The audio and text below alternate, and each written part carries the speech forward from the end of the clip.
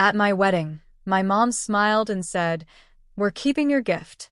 Your sister needs the money more." My husband chuckled and took out an envelope. "Good thing we prepared for this," he said. My parents opened it and their smiles vanished. "Hi, Reddit. I'm Ava, 29, and I got married 3 weeks ago." The wedding was everything I dreamed of except for one thing, what my parents tried to do after the ceremony. A bit of background. I'm the older of two sisters. My sister Lily, 27, is what my mom calls her sensitive baby.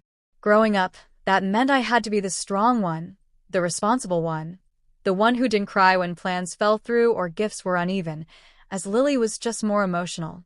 I graduated college while working full-time, paid off my student loans, built a small graphic design business from scratch, and bought my first house last year. I've never asked them for a penny.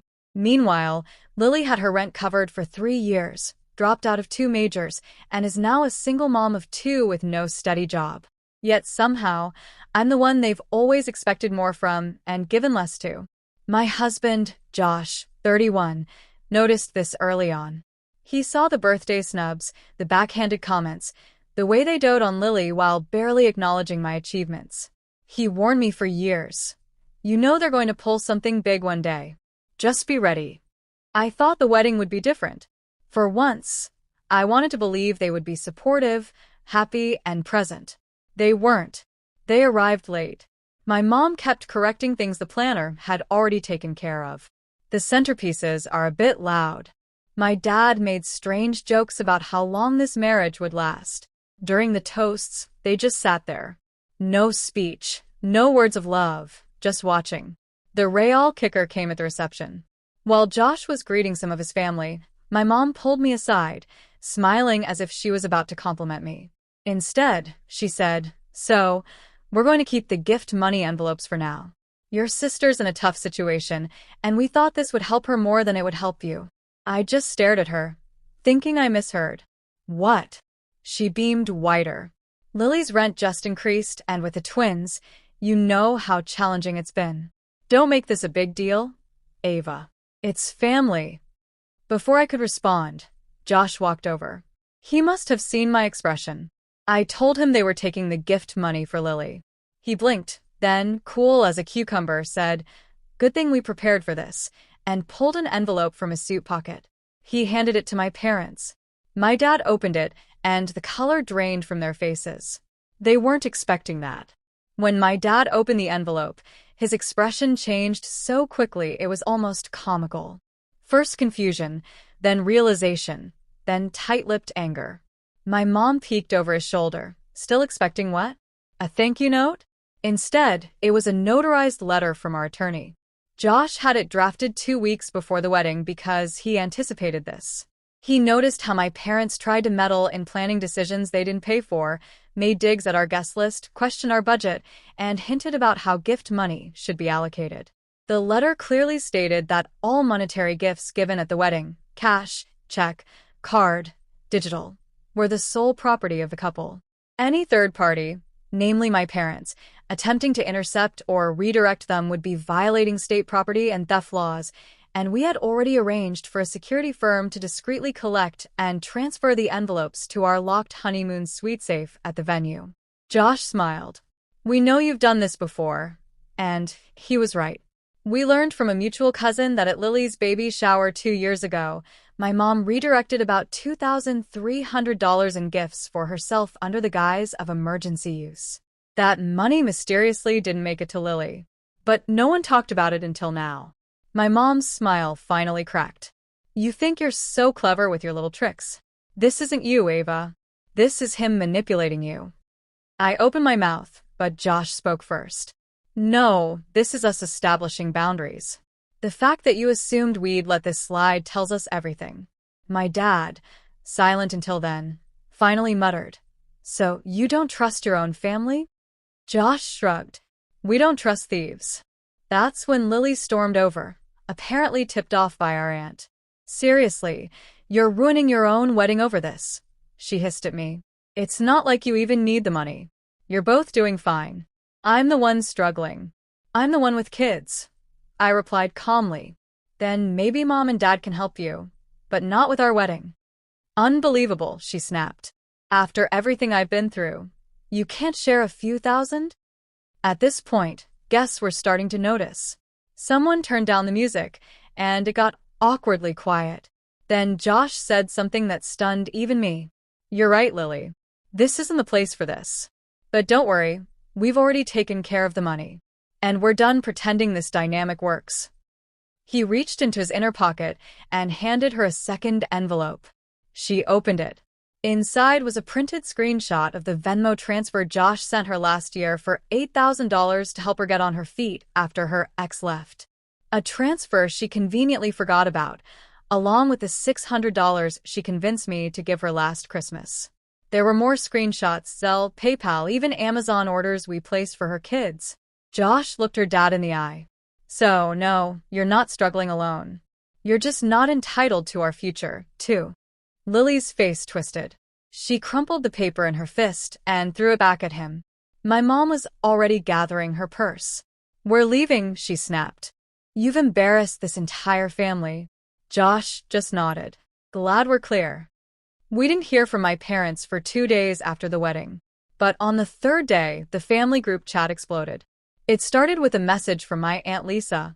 Ava, can you please explain why your mom came home crying? Then came my uncle. This was your sister's big week, too. She's devastated. Can't believe you'd be so petty about money. And then my mom. We raised you better than this. You used to be grateful. Now you're just cold. Each text made me feel like I was suffocating in a box labeled ungrateful daughter. But Josh remained calm. He always does. That night, he handed me a glass of wine and said, You know, I brought both envelopes for a reason, right? I nodded, but he elaborated anyway, explaining that one was for defense and the other for proof. I stared at him, realizing he had a gut feeling my mom would try to take the gift money.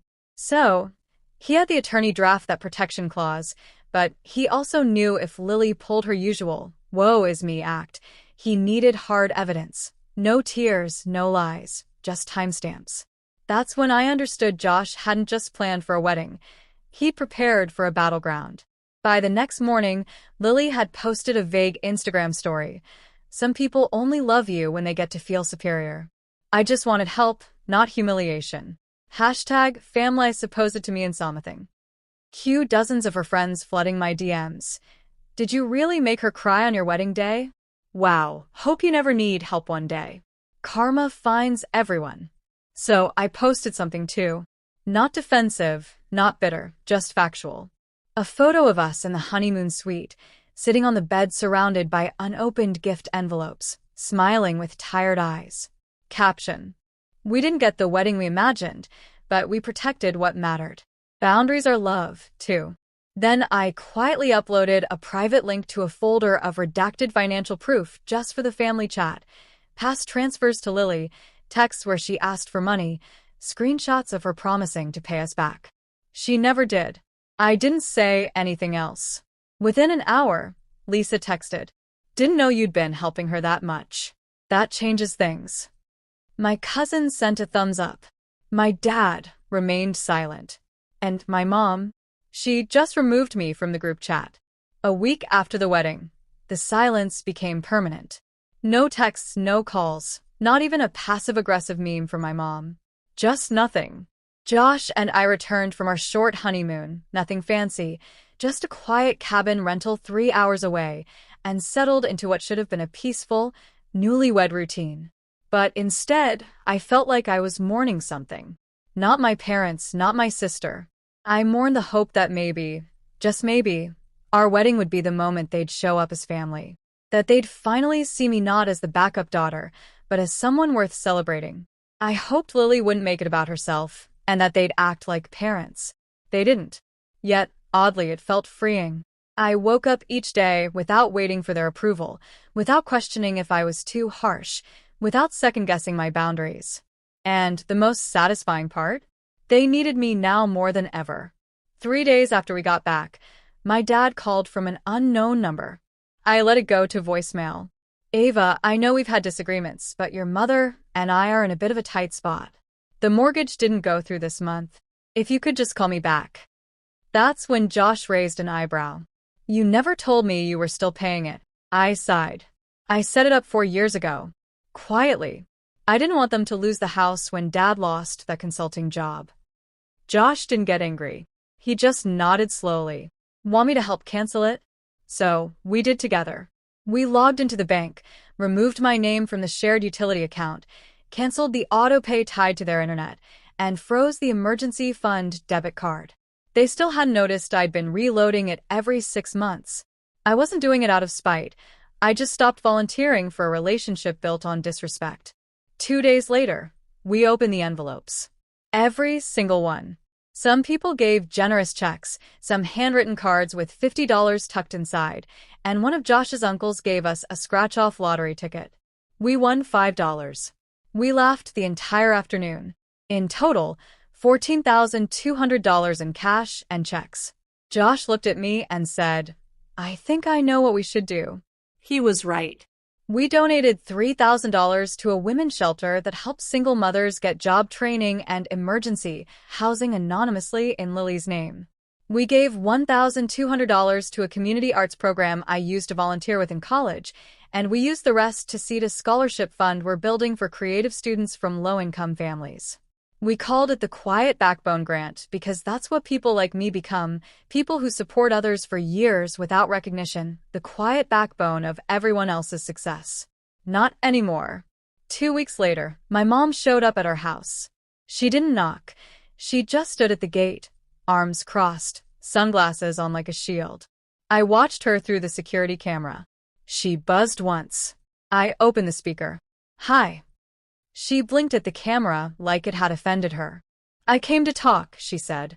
So talk, I replied. She hesitated. We were hurt by what you did, the way you embarrassed us. I nodded slowly. And I was hurt for 30 years, Mom. But I kept showing up, paying, apologizing for existing too loudly. That ended on my wedding day. You've changed, she said quietly. I've healed, I corrected. Big difference. Then I ended the call. She stood there for a full minute before leaving. We held a small post-wedding brunch the following weekend. Just 15 people, friends, mentors, my old college professor, and Josh's siblings. No drama, no whispering guilt trips. At one point, our officiant raised a toast and said, some people inherit families, others build them. Josh looked at me, and I realized I hadn't lost anything. I just finally stopped renting space in my soul to people who never paid rent.